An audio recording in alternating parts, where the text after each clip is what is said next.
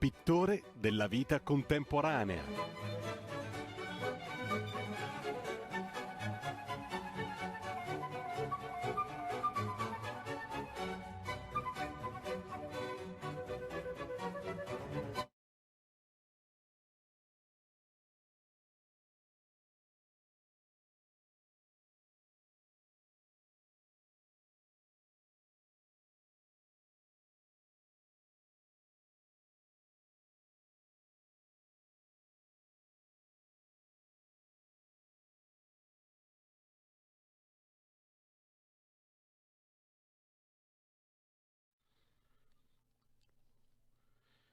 Il mondo è una mia rappresentazione. Questa è una verità che vale in rapporto a ciascun essere vivente e conoscente. Sebbene l'uomo soltanto sia capace d'accoglierla nella coscienza riflessa astratta, e se egli veramente fa questo, con ciò è penetrata in lui la meditazione filosofica. Per lui diventa allora chiaro e ben certo che egli non conosce né il sole né la terra, ma appena un occhio il quale vede un sole e una mano, la quale sente una terra. Riconosce che il mondo da cui è circondato non esiste se non come rappresentazione. Le scienze cognitive oggi ci dicono che il cervello legge le parole come immagini. È una scoperta dei ricercatori della Georgetown University. Così si dice, il cervello sostanzialmente utilizza e richiama le immagini per formare delle linee guida, le quali definiscono il nostro comportamento a fronte degli stimoli esterni. Gli stimoli esterni, insieme alle rappresentazioni, cioè alle immagini che abbiamo nel cervello, generano delle decisioni che si traducono in un comportamento. I nostri occhi compiono continui impercettibili movimenti, poi si fermano un istante verso un punto da fissare e la retina scatta una foto.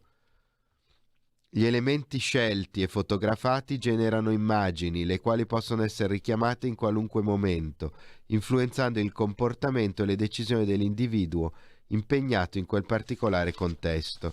Siamo collegati con Enrica Perucchietti. Ci sei, Enrica? Eccomi, ci sono, buongiorno a tutti, ciao. Ciao. Abbiamo letto una parte, uno stralcio del mondo come volontà e rappresentazione di Schopenhauer e poi facendo un salto di qualche centinaio di anni abbiamo letto le ultime scoperte del 2015-2016 degli scienziati cognitivi nordamericani, in base alle cui ricerche sembrerebbe ormai sostanzialmente certo che i nostri occhi sono una specie di finestra sul mondo, e fin qui forse poco di nuovo, ma che non appena identificano qualcosa di interessante scattano una foto. Questa foto viene inserita, diciamo, nella nostra memoria, proprio nel file delle immagini di riferimento di quel genere di cosa, persone, luoghi, ambienti, emozioni, suoni, e poi nel momento in cui ci si trova a interagire con un qualcosa di simile a ciò che è stato fotografato o qualcosa che fa parte della categoria di cose, oggetti, situazioni, sensazioni che viene fotografata, viene ripescata quell'immagine che, unita alla prima, a quella che il mondo propone, crea sostanzialmente la nostra decisione. Quindi noi siamo delle macchine fotografiche digitali che continuamente rinnoviamo il nostro file di immagini. Perché secondo me ciò che tu dici nei tuoi libri è in linea e fondamentale con questo che stiamo dicendo? Perché in Fake News tu, con riferimento a Orwell, dici: ogni concetto in questo mondo che tu definisci distopico e di controllo sociale, ogni concetto sarà espresso da un'unica parola, il cui significato sarà stato rigidamente definito.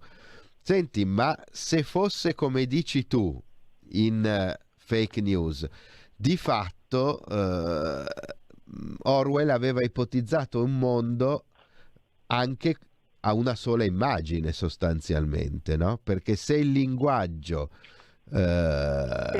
avrà una parola e se alla fine le parole vengono tradotte in immagini dal nostro cervello, l'auspicio di un mondo ipercontrollato è un mondo a un'immagine sola.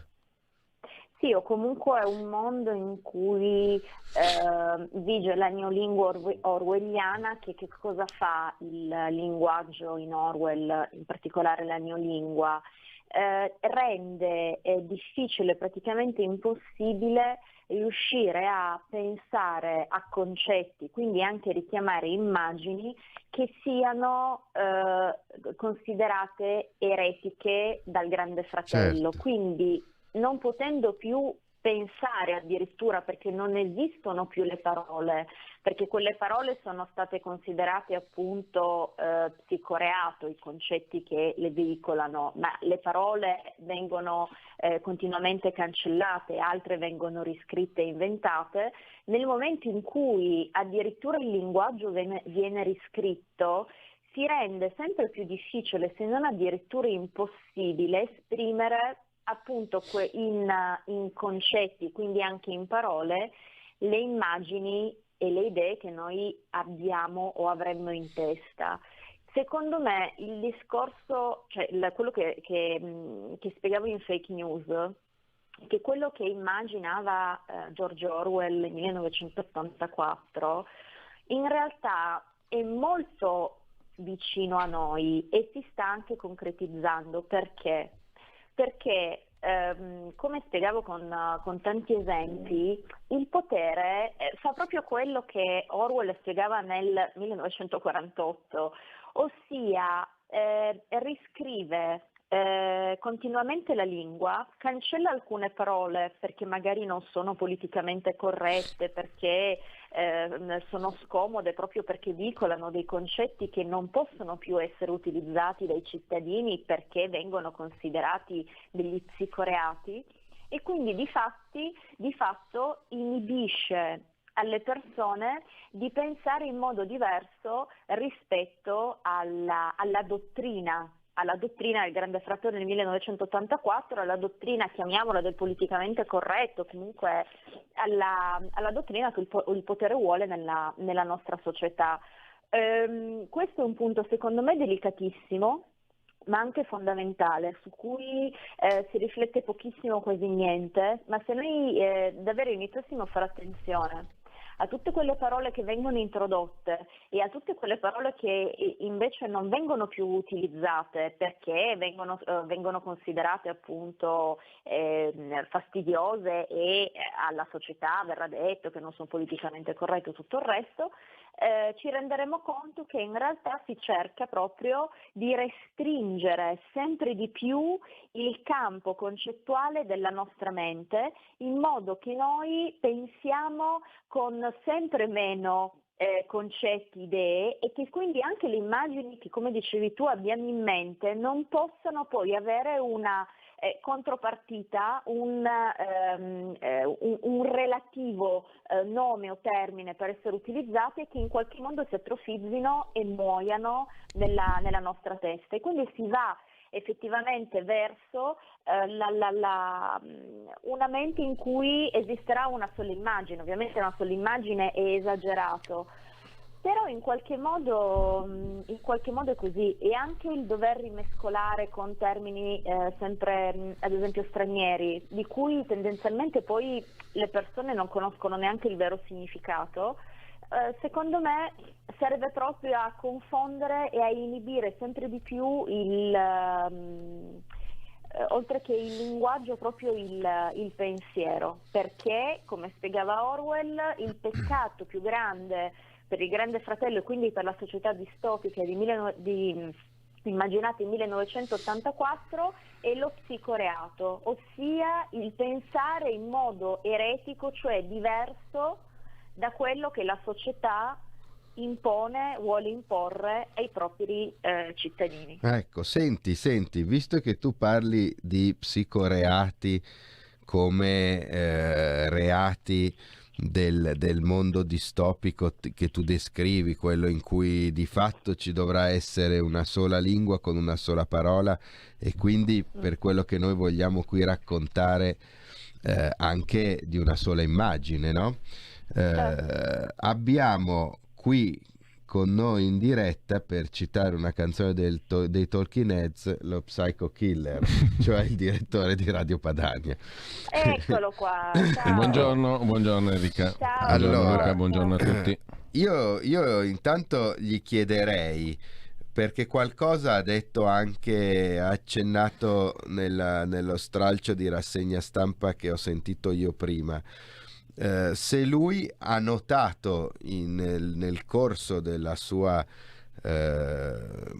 della sua attività di giornalista, per esempio, una modifica di linguaggio e una sua riduzione magari sempre più all'osso rispetto a com'era il giornalismo 20 anni fa, e quindi se è vero quello che diciamo, ed è vero per due ragioni: perché lo dicono degli eminenti scienziati, secondo perché lo diciamo Enrica ed io, cioè e questo è fondamentale, e cioè che le parole diventano immagini, ma questo non come concetto vago, ma come concetto scientifico che poi ci fa decidere. Ecco, è cambiata, sono cambiate le parole della comunicazione politica, e quindi le immagini che la gente che ascolta la comunicazione politica può formarsi nel cervello. Perché per esempio io nel mondo della giustizia ho una certa idea in questo senso. Tu cosa dici?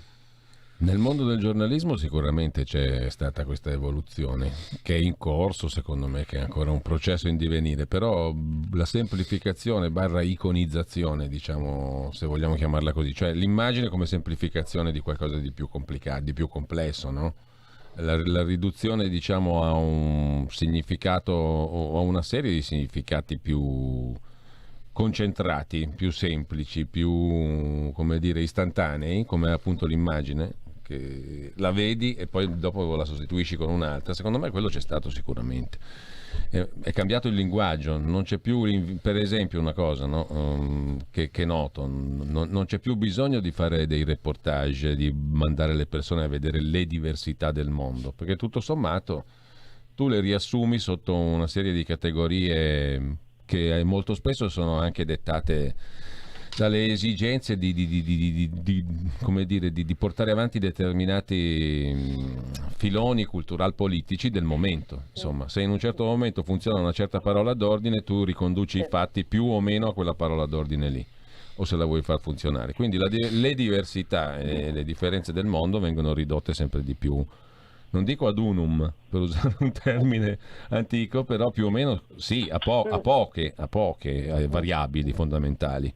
Poi c'è questa cosa del linguaggio che si va sempre più standardizzando, no? Oggi anche Luca Ricolfi, in un'intervista che ho citato prima, parlava di questa cosa che è entrata nelle università in modo massiccio, per cui alla fine c'è anche una compressione oggettiva della diversità e della libertà. Lui dice: ci salviamo perché siamo un po' provinciali, quindi abbiamo ancora addosso quei modi di dire e di fare che ci fanno esulare dalle parole politicamente corrette o giù di lì. Però il concetto credo che sia quello lì, che sia proprio quello. Non so quanto, è una questione che non riesco a capire se sia fondata o no. Allora, secondo me poi ci sono due aspetti di questa cosa qua. Allora, per chi è nato, non lo so, nativo digitale o nativo di questi mondi, di queste comunicazioni iconiche e veloci, ok, non si pone il problema. Per chi invece era piantato stabilmente in un mondo passato, c'è una frustrazione enorme, che rischia anche di alimentare l'oscurantismo, perché uno frustrato rischia di buttarsi nelle braccia del papà, no? O del presunto papà del momento. Quindi quando parlano dell'uomo nero, del dittatore eccetera, io ci credo relativamente poco, però un certo ritorno all'oscurantismo secondo me può essere un rischio, perché tu preferisci, diciamo, farti cullare da quello che promette di essere il tuo nuovo papà, quello che ti rassicura sulle certezze del mondo antico che è scomparso o sta scomparendo, e questo politicamente per me può rappresentare un pericolo di involuzione, non di evoluzione, però la butto là così come un input. Il secondo punto è che non ho capito se appunto il mondo della comunicazione online nella sua variegata composizione, perché lì in effetti uno dice ma se tu vai online c'è di tutto, cioè c'è il sito di destra, c'è il sito di sinistra, c'è il sito reazionario, c'è il sito complottista, c'è il sito razionalista, c'è tutto quello che vuoi. Allora, questo c'è tutto quello che vuoi, come si combina con la reductio ad unum o a poche cose di cui parlavamo prima? È vero che lì hai tutto un mercato, diciamo, di o anche semplicemente delle possibilità diverse, oppure anche queste possibilità diverse sono più apparenti che reali? A me sembra che lì puoi pescare dove tu voglia, però non ci sia più la voglia di pescare. Non so se mi spiego. Ma sono tutte cose che percepisco così a pelle, non le teorizzo, non le sistemi, sono cose che mi vengono naturali facendo tutti i giorni appunto sto mestiere qua. Però non so dire se siano ipotesi, se siano solo brandelli di verità o percezioni mie soggettive. Per cui chiedo conforto anche a voi, allora, da punti di vista diversi. Io nel mondo della giustizia penale, ben prima di ideare con te Giulio, con Enrica queste trasmissioni, avevo avuto l'idea, perché ne avevo il sentore, avevo avuto l'idea di dare una tesi di laurea che analizzasse il linguaggio di una sentenza, facciamo quelle che anche sono anche più interessanti e più stimolanti, una sentenza per omicidio negli anni 30-40 del Novecento e una sentenza per omicidio diciamo in questi anni recenti. Perché ero certo che ci sarebbe stata una radicale diversità di linguaggio, che a questo punto io dico non è più solo una diversità di esprimersi, è una diversità di decidere, perché a questo punto se il linguaggio è completamente diverso, il linguaggio del giudice che motiva il perché condanna o assolve qualcuno, beh, a quel punto lì non è solo diverso perché si esprimono in modo diverso e uno era un vecchio parruccone e quello di oggi è meno parruccone, ma perché le immagini che ha nel cervello uno e che poi esprime sono diverse, e questa diversità si nota, pensate un po', non solo tagliando di traverso 60-70 anni di vita giudiziaria, ma io lo noto spostandomi da Milano in realtà più, diciamo, provinciali, e questo mi è venuto in mente quando tu adesso citavi il pezzo di Ricolfi. Enrica, se non ti ricordi male, quando ci siamo trovati alla stazione per andare all'evento di Saronno, in centrale, che io ti ho detto, io mi rendo conto che Milano è un posto anomalo e diverso, perché quando vado a far processi fuori Milano, cioè banalmente cambia anche il tempo, ogni tanto piove, ogni tanto nevica. A Milano invece sembra l'hub di un aeroporto, no? Cioè sei una bolla temporale. Ma tra noi avvocati ci si dice sempre, nelle altre sedi giudiziarie si va incontro a realtà sempre diverse, no? Una volta il magistrato, il giudice ti fa parlare 2 ore, una volta ti toglie la parola dopo 5 minuti, cioè ogni tanto c'è il sole, ogni tanto c'è la pioggia, ogni tanto c'è la grandine. A Milano ormai è standardizzato sostanzialmente nei 2/3 dei processi il tempo in cui la difesa per cui può intervenire, e quindi sono standardizzate il numero di parole e quindi di immagini che il difensore può offrire al giudice per la sua decisione, no? Però se il difensore è bravo, in meno tempo può generare più immagini. La cosa, sì, però non sempre è così facile. Non sempre è così facile. Un collega amico tuo e mio, cioè l'avvocato Salvagni, il difensore di Bossetti, mi ricordo che io gli avevo detto: guarda, secondo me tu devi dire una certa cosa, cioè tu ormai devi diventare bravo a offrire veramente un monopensiero che diventa monoimmagine, che se per tua fortuna colpisce la monoimmagine che il giudice vuole dare nella sentenza, hai fatto bingo. Altrimenti i vecchi avvocati dicevano in maniera anche abbastanza irriverente verso la giustizia: tu butta lì tanti granelli che uno di questi il giudice li becca. No, intendendo il giudice un po' come un qualcosa di buono lo trova, qualcosa cioè di buono lo trova. Mm. Oggi la neolingua e il monopensiero di cui parla Enrica ha veramente cambiato anche il mondo della giustizia, e non è sempre facile in un processo trovare il monopensiero, perché poi sono vicende magari molto complicate, molto complesse, no? E ci si rende conto che magari uno vorrebbe spiegare in mezz'ora, tre quarti d'ora al giudice, e invece a 10 minuti.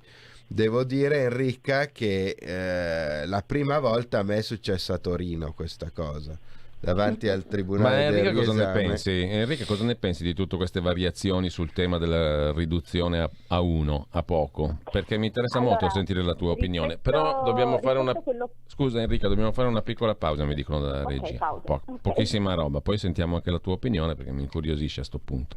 Perfetto.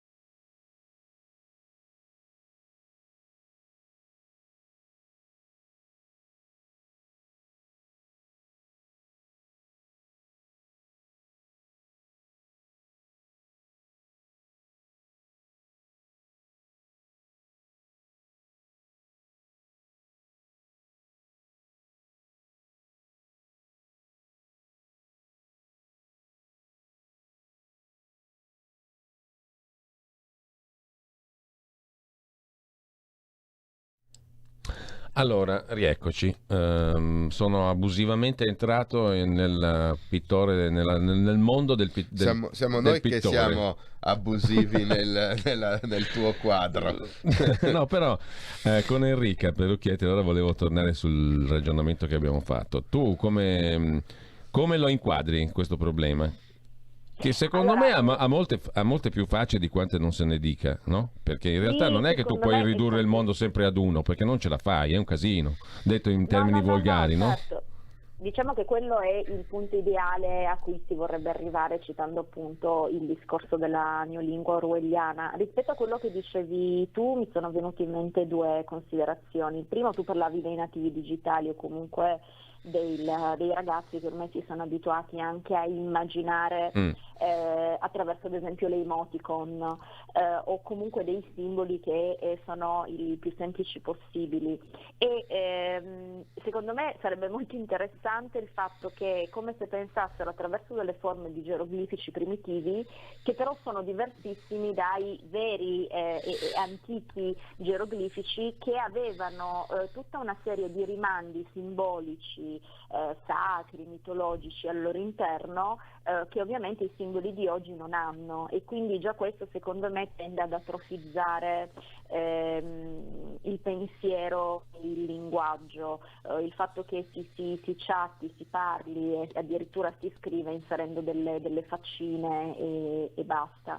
Dall'altro invece, quando tu parlavi del fatto che su internet c'è una grandissima offerta di informazione, giustissimo, mi ha fatto venire in mente due considerazioni in cui io parlavo proprio in fake news.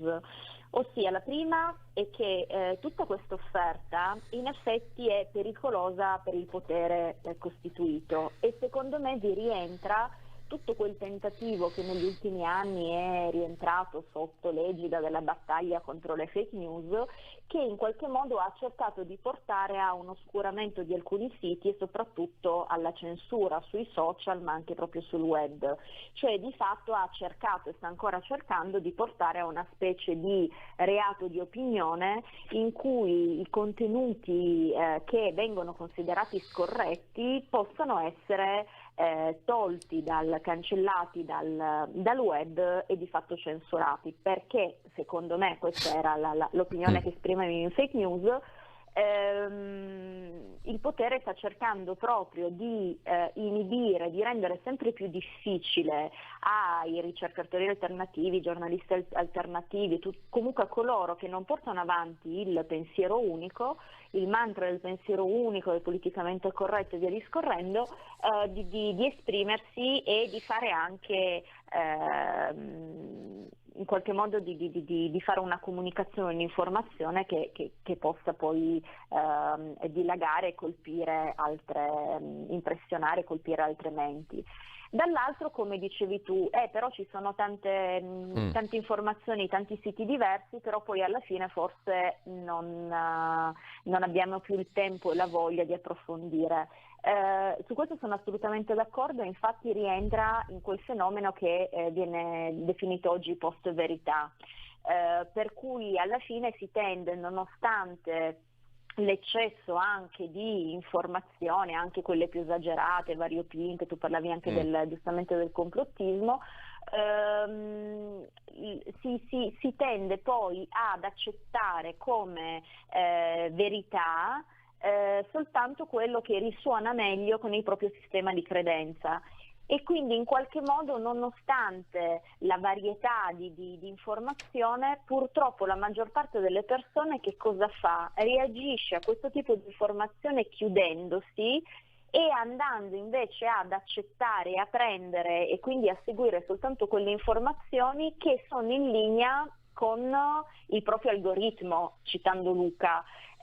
Proprio perché in qualche modo si rientra all'interno appunto di un sistema di credenze, e se c'è qualcosa che non collima col proprio sistema di credenze, questo potrebbe mettere in discussione tutta il proprio pensiero, il proprio credo, e questo sappiamo benissimo. Vecchio discorso che... per cui ti infilavi in tasca il manifesto oppure compravi il giornale di Montanelli. Esatto, perché tu compri soltanto quello, cioè è difficile se non sei un addetto ai lavori, e già anche poi addetti ai lavori fanno la rassegna stampa mattutina, però guardano quasi con derisione i titoli dei giornali che politicamente non collimano con il proprio credo. Questa chiusura mentale e quindi anche questa chiusura critica, secondo me, rientra sempre nell'ambito della post-verità, per cui poi alla fine purtroppo tendiamo a non ricercare veramente la verità, ma a continuare a cavalcare l'onda che porta al nostro algoritmo, al nostro sistema di credenze, perché è rassicurante, perché rimanere all'interno del nostro gregge è rassicurante per noi, e al potere fa sicuramente comodo, perché si esercita il discorso del divide et impera, e magari non si divide soltanto in due fazioni, ma in 3, in 4, in 5, dipende poi anche dalle modalità della società.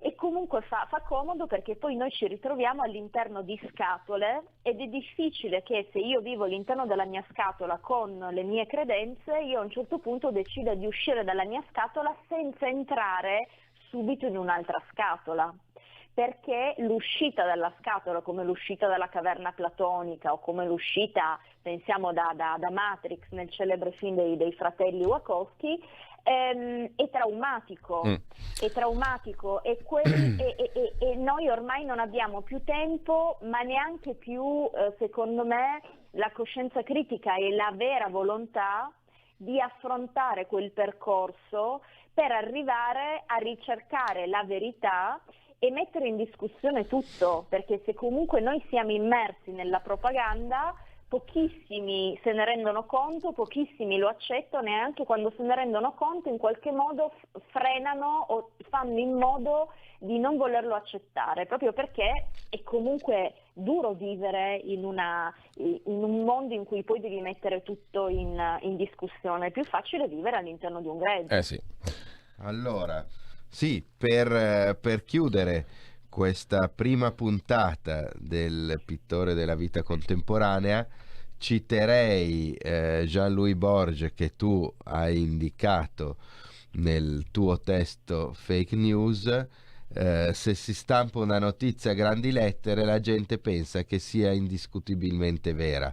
Se non altro, per quello che abbiamo detto oggi e che diremo anche nelle prossime puntate, perché si crea nel nostro cervello un'immagine più grande, più maestosa rispetto alle altre che magari provengono da qualcosa di scritto in maniera molto piccolina. Enrica, in base al principio di autorità, questo certo, poi magari ne parleremo un'altra che volta. Che è un'immagine, perché il trono è un'immagine, esatto. no? Il trono certo. è Se me lo dice un'immagine. la TV, il quotidiano, certo, o comunque qualcosa di autorevole, io tendo a crederci acriticamente senza metterlo in discussione. Anzi, possiamo già dare appuntamento ai nostri ascoltatori per una prossima puntata sul tema del trono, come immagine. Posso buttare uno spunto? No, spunto perché sarebbe interessante che il pittore della vita contemporanea riuscisse, diciamo, a individuare i tratti del nuovo sovrano, appunto, del nuovo uomo forte, del nuovo dittatore, di quello che comanda veramente, della pancrazia. È quello, diciamo, è quello che viene presentato come uomo forte, e da chi, oppure è più che altro un meccanismo? Perché io ripeto, secondo me ci sono spinte all'involuzione mostruose in questa dinamica, no? Perché tu sei nostalgico di qualcosa che percepisci che non c'è più, e allora ti butti nelle braccia del papà. Questo è un po' un meccanismo pericoloso, secondo me. Chi è il papà, però? Chi è il papà qua? certo. Non è quello che ti dicono che è il mostro molto spesso, magari qualcun altro. Non lo so, vabbè, comunque è uno spunto politologicamente credo interessante. Comunque, bellissima idea. Grazie. E parleremo del trono. Oggi, a proposito di troni, per la seconda parte, un trono imperituro dalla nascita del mondo. Sappiamo che Enrica, se non ci sentiamo, naturalmente faccio canonicamente Happy New Year e bodlerianamente gli auguri di buon anno. Grazie Riccardo, e grazie per l'ospitalità. Buona giornata. Per la seconda parte va in onda una delle nostre opere letterario-musicali di Radio Sinfonia, ed è ovviamente sulla giustizia. Sentirete anche la sigla della Ruota della Fortuna, perché emblema e trono dello Ius.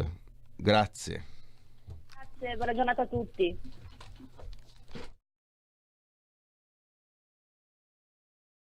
Va ora in onda Radio Sinfonia. C'è nessuno? Puoi dire il tuo nome? Il tuo nome è Sara? In che anno sei trapassata? Quanti anni avevi quando sei dipartita?